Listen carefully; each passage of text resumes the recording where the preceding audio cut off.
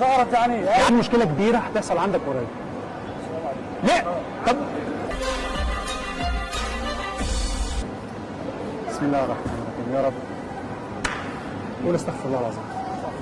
علي صوتك، علي صوتك، استغفر الله العظيم. علي صوتك ايه؟ استغفر الله العظيم. استغفر الله العظيم يا رب. استغفر الله العظيم يا رب.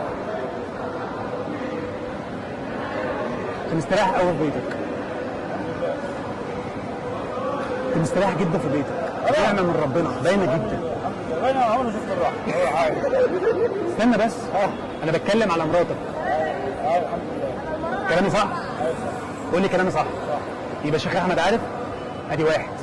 الشيخ احمد عارف؟ اسمعها منك. هو انا يا عم. ايوه مين الشيخ احمد؟ الشيخ احمد عارف؟ الشيخ احمد عارف. اسمعها منك. الشيخ احمد عارف. أيوة. ربنا يجعل. ماشي يا عم، ما احنا ربنا فوق كل حاجه، بس ربنا ليه بركات. طبعا. صح ولا لا؟ صح. مش كان في بركات يا عم؟ للناس كلها، في محمد بركات. وفي بركات نفسها، وفي الحاج بركات. صح. بسم الله الرحمن الرحيم. هات ايدك التاني. سواء شغال كهرباء.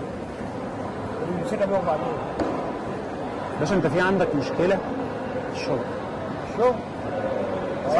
دي حقيقة. صح؟ ايوه صح. صح كده؟ بقالها فتره اصلا. بقالها فتره ولا لا؟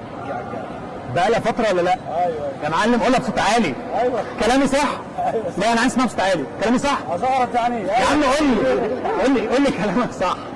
صح. بس دي اول حاجه. تاني حاجه يا عم، بص يا عم محمد، الخط ده خط الرزق خلاص. وقف هنا، ده علم اللي بيقول ده علم. اقرا على النت هتلاقي الحاجه دي علم. الخطوط دي ما تشابهش، ايدي غير ايدك غير ايد اي حد، زي البصمه. كل واحد ليه بصمه، صح؟ صح. وكل واحد ليه كف.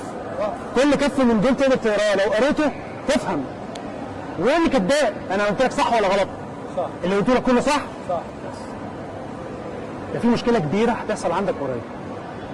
بقول لك على حاجه. اسمعني بس، اسمعني بس. اسمعني انت، اسمعني. اسمعني انت. بالله عليك اسمعني. قول لي. لا طب